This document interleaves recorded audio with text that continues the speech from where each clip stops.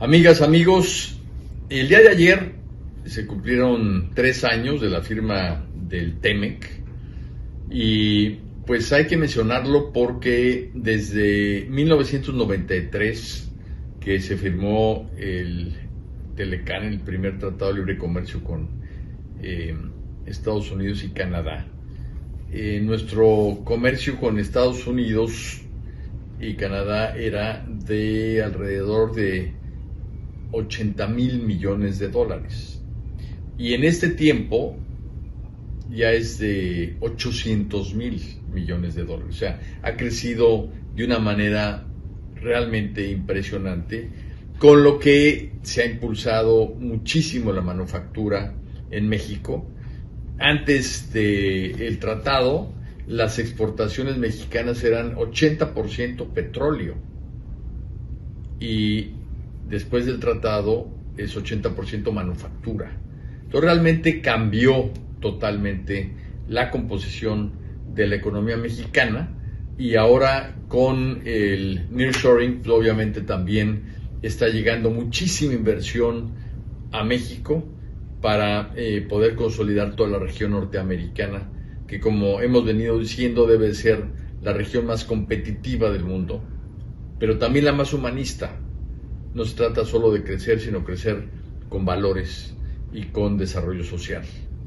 Otro tema importante de esta semana es que entró en vigor en Florida una ley que es pues una ley muy antimigrante, que tiene contenidos racistas porque pues realmente le van a hacer la vida muy difícil a la población migrante, y tuvimos reuniones entre la Cancillería, los consulados de Florida. También en Kansas hay otra ley similar para trazar una estrategia de apoyo, protección a nuestra población migrante.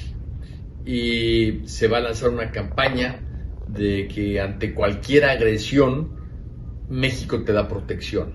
O sea, que sepa la población migrante mexicana que en los consulados tienen un espacio de protección ante cualquier tipo de agresión que reciban. También les quiero contar que el día miércoles en el Instituto Cultural Mexicano tuvimos la presentación de este libro, The Fifth Son, de la historiadora Camila Townsend, que me llama mucho la atención porque esta persona aprendió náhuatl para poder investigar en fuentes originales indígenas la historia de los aztecas. Y en su libro, obviamente habla y dice, la mayoría de la historia conocida de los pueblos indígenas prehispánicos se basan en documentos escritos fundamentalmente por europeos, pero incluso otros investigadores del mundo, americanos o de otros países, también se basan en esos libros, o se basan en hallazgos arqueológicos.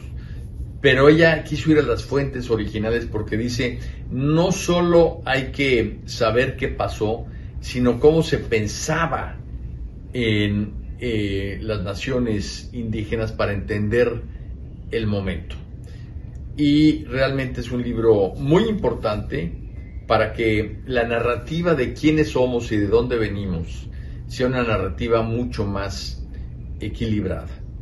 Ella dice, lejos de considerar la civilización que está floreciendo en Mesoamérica como una civilización sanguinaria, como la han querido pintar, es una civilización que además aportó una cantidad enorme de conocimientos, de cultura, de ciencia, de tecnología, de arte, que hay que considerar para conocer cómo vivían y por qué vivían así estas naciones. Se me hace un libro que no tiene desperdicio para precisamente conocernos cada vez más. Y platicando con ella, comentábamos que cuando se reescribe la historia, también se reescribe el futuro.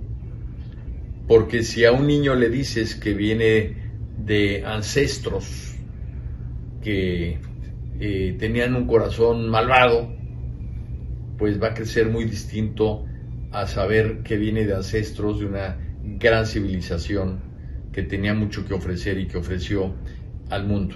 Y por otra parte, pues que esa cultura que se trató de desaparecer sigue vigente al grado de que hoy en México alrededor de 1.500.000 personas hablan náhuatl, cuando en una época estaba literalmente prohibido hablar en una lengua indígena. Entonces fue muy interesante, sobre todo para los asistentes americanos, escuchar las documentadas y sabias palabras de Camila. Con esto me despido y les deseo que pasen el resto del domingo de manera muy satisfactoria.